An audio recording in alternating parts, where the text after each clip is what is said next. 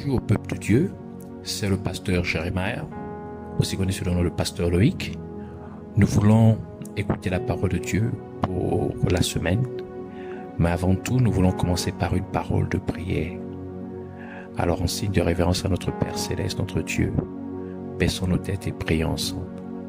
Père éternel, Dieu de gloire, Dieu amour, Dieu vivant, Dieu tout-puissant, Dieu de merveille, Dieu de prodige, Dieu saint, toi qui règnes, Seigneur, à tout jamais, toi qui es au-dessus de toutes choses, toi le seul et véritable Dieu, sois magnifié, sois honoré, sois loué, sois adoré, sois exalté, sois béni à tout jamais.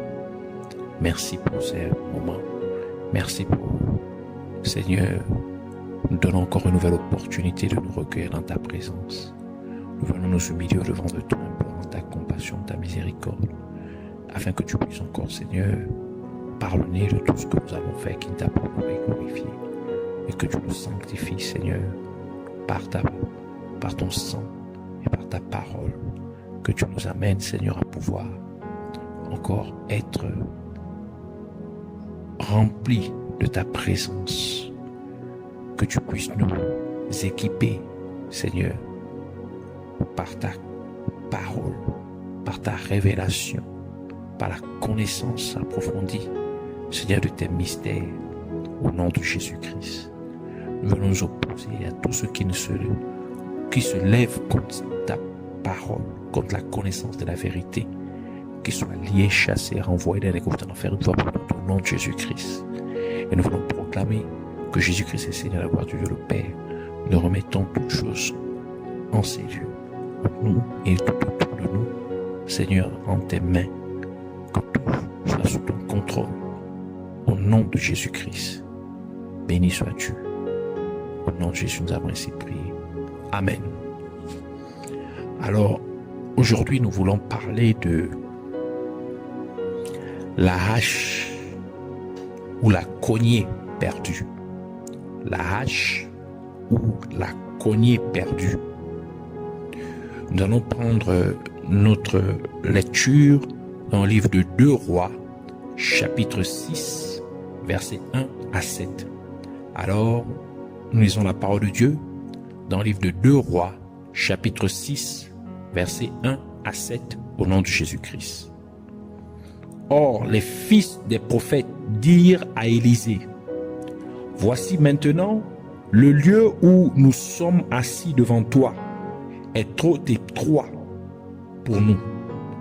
Allons-nous-en maintenant jusqu'au Jourdain et nous prendrons de là chacun de nous une pièce de bois et nous ferons là un lieu pour y demeurer. » Et il répondit, « Allez. » Et l'un d'eux dit, « Je te prie qu'il te plaise de venir avec tes serviteurs. » Et il répondit, « J'irai. » Il s'en alla donc avec eux, et ils allèrent au Jourdain, et ils coupèrent du bois. Mais il arriva que comme l'un d'eux abattait une pièce de bois, le fer de sa cognée, c'est-à-dire sa hache, tomba dans l'eau. Et il s'écria et dit, « Hélas, mon Seigneur, encore est-il emprunté? » Et l'homme de Dieu dit, « Où est-il tombé? » Et il lui montra l'endroit. Alors Élisée coupa un morceau de bois et le jeta là. Et il fit nager le fer par-dessus. Et il dit, « Lève-toi. » Et cet homme étendit sa main et le prit. Lève-le, et cet homme étendit sa main et le prit.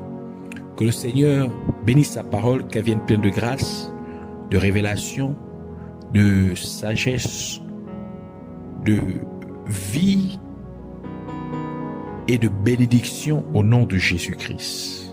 Amen. Alors nous parlons de la hache ou la cognée perdue.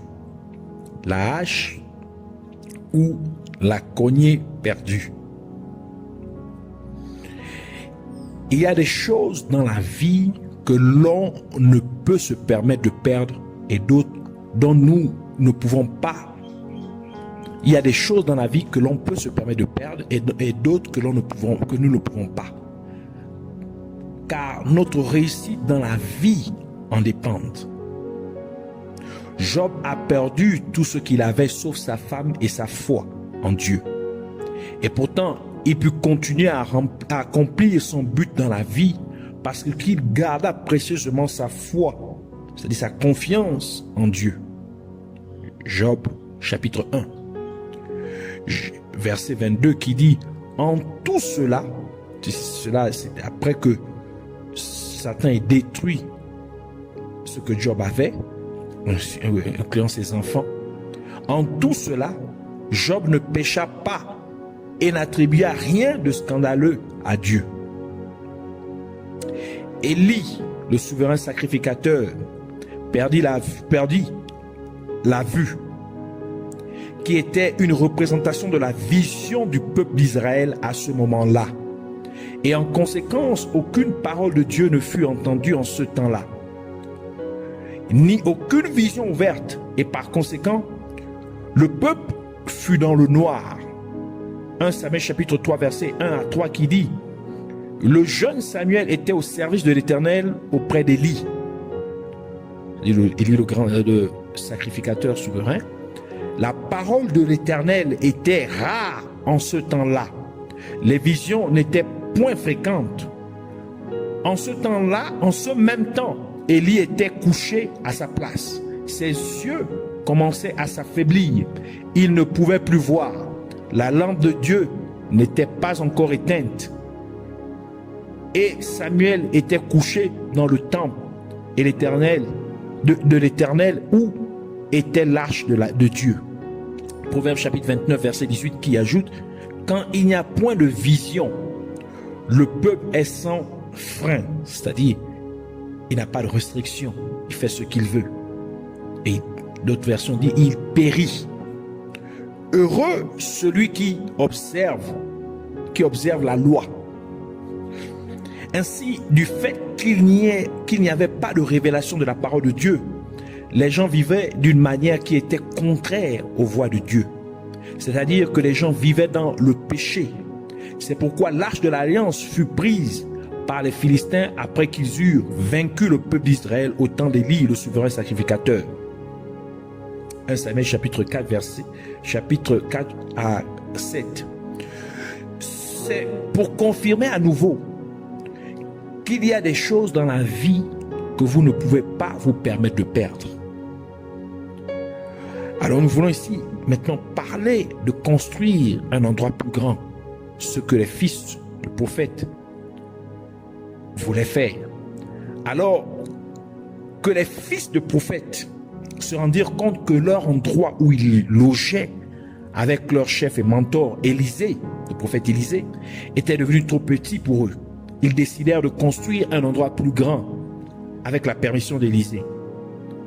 Ce qu'ils construisaient, nous l'aurions appelé ou caractérisé dans les termes d'aujourd'hui le local d'une église, car le bâtiment de l'église est censé accueillir le rassemblement des croyants locaux. Ainsi était l'endroit où ils séjournaient, qui accueillait les fils des prophètes qui étaient des croyants en Dieu, encore sous la direction d'Élisée, leur berger, que nous aurions appelé aujourd'hui un pasteur, bien que son ministère fût celui de prophète. Ainsi, les fils des prophètes voulaient construire de plus grands locaux d'une église pour eux-mêmes et leur chef Élisée. Mais si un endroit est devenu trop petit pour la congrégation, cela signifie simplement que la congrégation a augmenté en nombre. Donc, parce que le nombre de membres de l'église a augmenté à un niveau où leurs locaux actuels ne pouvaient plus les accueillir, ils ont donc décidé d'obtenir des locaux plus grands. Ici, nous pouvons clairement voir que le besoin a conduit leur action et non leur désir ou leur convoitise.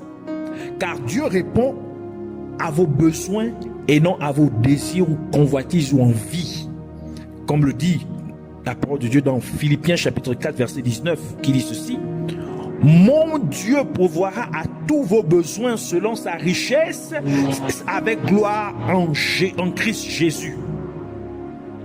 Dieu ne pourvoit pas au désir, c'est-à-dire à des choses voulues mais non nécessaires ou essentielles pour la survie de la personne. Mais Dieu répond à des besoins, c'est-à-dire des choses qui sont essentielles pour la survie de la personne. Par exemple, vous ne pouvez pas louer ou acheter une salle et commencer à faire des services religieux, mais vous n'avez pas de membres d'église. Pour qui allez-vous prêcher? Ou à qui allez-vous prêcher? Est-ce à des chaises vides? C'est pourquoi, avant d'avoir des locaux d'église, vous devez avoir des membres d'église, c'est-à-dire des fidèles. C'est le fait que vous avez des membres d'église, des fidèles, que le besoin de locaux ou de local se fera ressentir. Ainsi, Dieu pourvoira à ce besoin. Donc, vous devez d'abord aller évangéliser afin d'avoir des membres d'église, et ensuite les locaux de l'église viendront. Tous ceux qui viennent à vous ne sont pas des membres de votre église, mais ceux que vous avez vraiment gagnés au Seigneur sont vos vrais membres d'église. Lorsque Jésus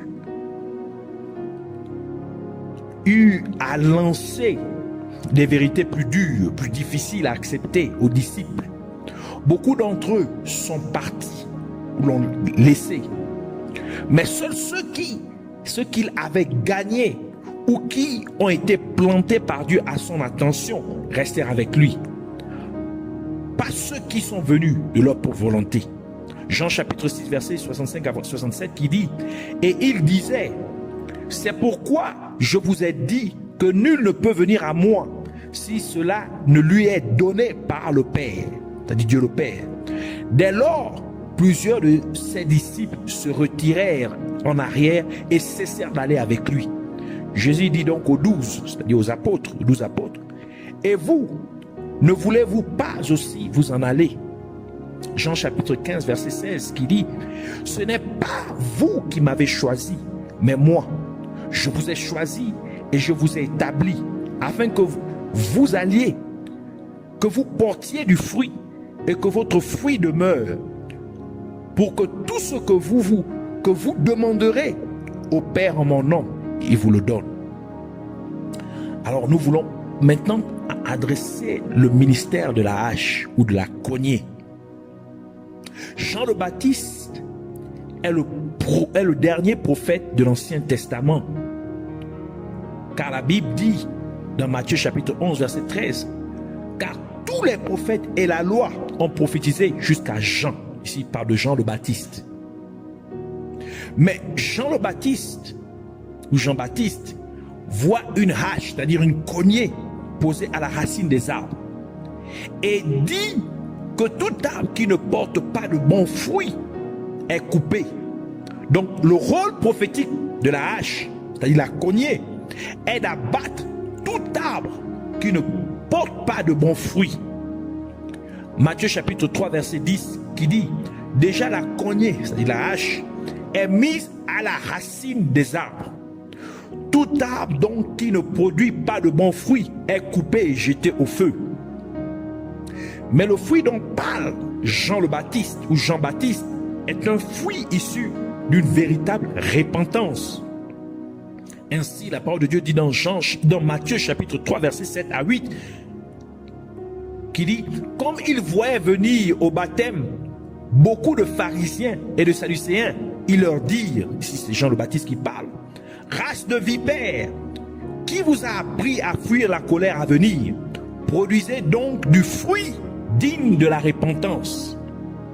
Ainsi, quand quelqu'un s'est vraiment repenti à Dieu et a donné sa vie à Jésus-Christ en acceptant Jésus comme son Seigneur et Sauveur, convertissant ainsi sa vie des anciennes façons de vivre ou de se comporter, ou de s'habiller, ou de parler, ou de penser à la manière qui est agréable à Dieu, comme le souligne la parole de Dieu dans Romains chapitre 12, verset 1 à 2, qui dit: je vous exhorte donc, frères, par les compassions de Dieu, à offrir vos corps comme un sacrifice vivant, saint, agréable à Dieu, ce qui sera de votre part un culte raisonnable.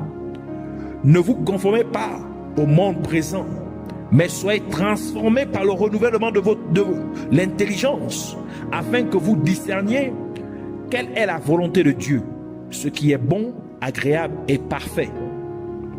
Une telle personne ne vit plus, c'est-à-dire ne se comporte plus, ne parle plus, n'agit plus, ne pense plus, ne s'habille plus de manière similaire aux voies du monde, mais elle vit désormais selon la parole de Dieu.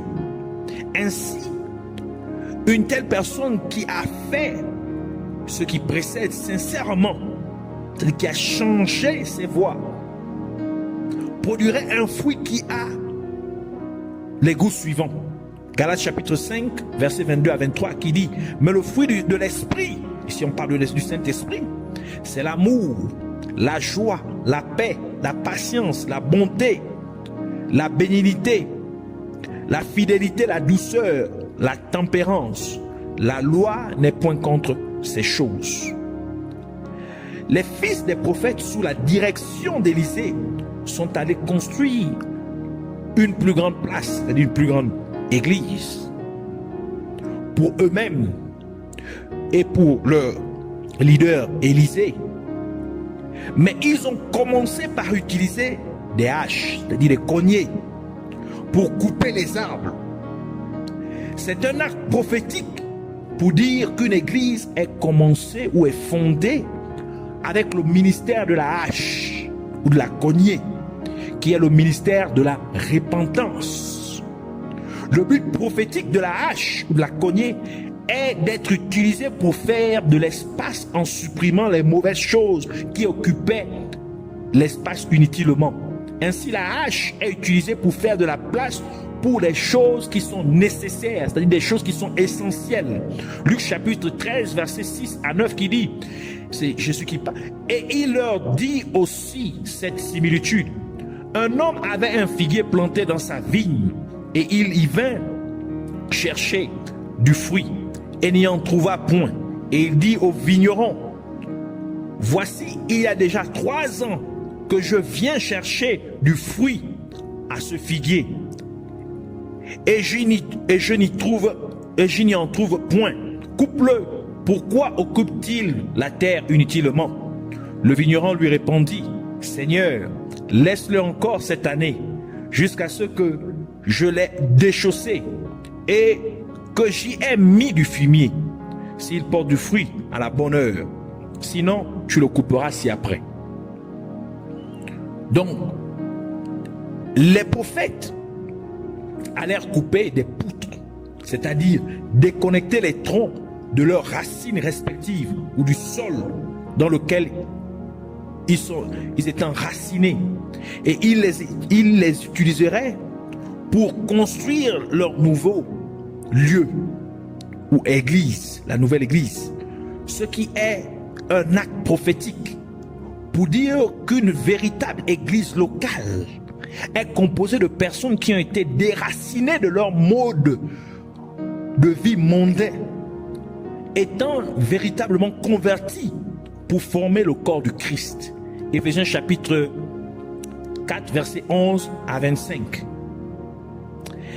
Les prophètes dirent à Élisée, leur chef et mentor, qu'il devait aller au Jourdain pour couper les poutres, pour construire le nouveau lieu, c'est-à-dire une nouvelle église. Et ils demandèrent à Élisée de venir avec eux. Élisée accepta. Mais il faut noter que c'est de l'autre côté du Jourdain qu'Élisée reçut l'onction pour son ministère. Et que son ministère et son leadership sur les prophètes fut confirmé par le fait que le prophète Élisée sépara le Jourdain, ce que le prophète Élisée fit, c'est-à-dire en séparant le Jourdain en deux et en le traversant sur la terre sèche avec Élisée, son serviteur, en ce temps-là. Et il en fut de même pour Élisée, après qu'il eut reçu le manteau d'Élie. C'est-à-dire qu'après que Élie fut enlevé, Élisée fit le même miracle, le même exploit. De Rois chapitre 2 versets 6 à 15. Nous pouvons voir cet exploit décrit dans ce passage. Là où Élisée reçut son ministère au Jourdain. Il faut également remarquer qu'Élisée reprit le ministère d'Élie, dont le ministère était de restaurer la justice en Israël, en amenant les gens à une repentance authentique et en abattant tous les gens ou toutes les personnes qui égaraient le peuple. 1 Roi chapitre 19 verset 16 à 17 qui dit, c'est Dieu qui parle à Élie, au prophète Élie, tu oindras aussi Jéhu, fils de Nimshi, roi sur Israël, et tu oindras Élisée, fils de Shaphat, d'Abel Méola, comme prophète à ta place. Et il arrivera que quiconque échappera à l'épée d'Azaël sera mis à mort par Jéhu, et quiconque échappera à l'épée de Jéhu sera mis à mort par Élisée. Par conséquent, parce que c'était dans la région du Jourdain qu'Élisée reçut son onction pour son ministère et qu'il prit officiellement le relais du prophète Élie, c'est-à-dire le ministère de la restauration de la justice. Donc quand les prophètes demandèrent à Élisée, au prophète Élisée, de les accompagner pour couper des troncs d'arbres vers le Jourdain, pour construire une plus grande place, c'est-à-dire une plus grande église, pour eux-mêmes et pour Élisée, c'était un acte prophétique pour dire que puisque nous avons besoin d'une plus grande place pour le ministère, nous devons retourner à la racine du ministère d'Élisée, car c'est à l'origine du ministère d'Élisée que se trouvent les outils nécessaires pour l'expansion ou pour un lieu nouveau et plus grand, c'est-à-dire pour une église plus grande. Cela nous parle et nous prophétise pour dire que si un serviteur de Dieu a besoin de fonder une nouvelle église locale ou d'élargir l'église locale existante, il doit aller à la fondation de la façon dont l'église de Jésus-Christ fut commencée. Et cela fut commencé par le ministère de la hache ou de la cognée, qui est le ministère de la repentance. Mais tandis que l'un des prophètes coupait les poutres, la tête de la hache, de la cognée, s'est malheureusement perdue en tombant dans l'eau. C'est pour prophétiser que l'Église aujourd'hui a perdu le ministère de la hache, le ministère de la cognée, c'est-à-dire le ministère de la repentance. Les ministres de l'évangile d'aujourd'hui s'intéressent davantage aux soi-disant prophéties sur la prospérité matérielle, aux soi-disant miracles et à la soi-disant guérison qu'ils utilisent pour fonder des églises. Mais ils n'amènent pas d'abord les gens à une vraie repentance. C'est pourquoi nous voyons des gens s'habiller de manière impie dans l'église. Nous voyons des gens commettre de la fornication, l'adultère, et pourtant ils sont chantres dans l'équipe d'adoration de l'église locale, et ainsi de suite.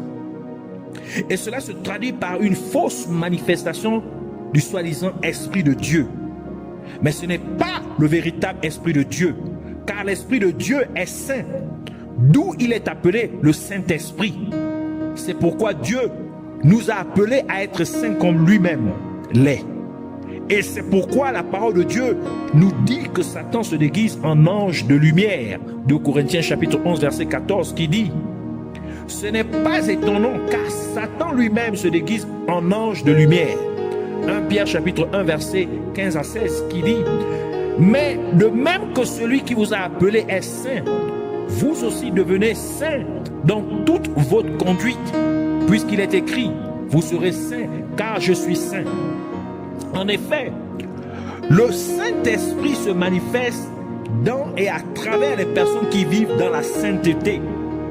Comme le dit de Pierre, chapitre 1, verset 21, qui dit « Car la prophétie n'a point été apportée autrefois par la volonté humaine, mais les saints hommes de Dieu, je l'ai bien précisé, mais les saints hommes de Dieu, étant poussés par le Saint-Esprit, ont parlé. » Donc il a utilisé des saints hommes de Dieu, donc des personnes qui se sont sanctifiées, qui ont abandonné les mauvaises voies, qui se sont réellement repentis, qui ont vraiment donné leur vie à Jésus et qui ont marché selon la parole de Dieu. Ce sont de telles personnes que le Saint-Esprit a utilisées. Par qui le Saint-Esprit a parlé, par qui le Saint-Esprit a prophétisé. De Dieu dirigeant une église de Dieu ou même un simple membre d'église autoriserait des images de personnes avec des vêtements sexy ou des personnes à moitié nues posées partout sur les murs de l'église, à l'intérieur et à l'extérieur? Si une telle chose est vraiment inappropriée, pourquoi alors faisons-nous ou permettons-nous de telles choses dans nos églises? Car la parole de Dieu dit que notre corps est le temple de Dieu. Alors pourquoi permettons-nous au temple de Dieu d'être souillé avec des photos sexy, par la façon dont nous nous habillons de manière séduisante et sexy? 1 Corinthiens chapitre 6 verset 19 à 20 qui dit « Ne savez-vous pas ceci? Votre corps est le temple du Saint-Esprit qui est en vous et que vous avez reçu de Dieu. Et vous n'êtes pas à vous-même, car vous avez été racheté à grand prix. Glorifiez donc Dieu dans votre corps et dans votre esprit qui appartiennent à Dieu. 1 Corinthiens chapitre 3 verset 16 à 17 ajoute ceci. Ne savez-vous pas que vous êtes le temple de Dieu et que l'Esprit de Dieu habite en vous? Si quelqu'un détruit, c'est-à-dire souille le temple de Dieu, Dieu le détruira, car le temple de Dieu est saint et c'est ce que vous êtes. Donc souiller, c'est endommager la pureté ou l'apparence de quelque chose. C'est corrompre ou dégrader ou détériorer. C'est salir. C'est-à-dire traiter quelque chose de sacré, un lieu sacré, avec un manque de respect violent. C'est profaner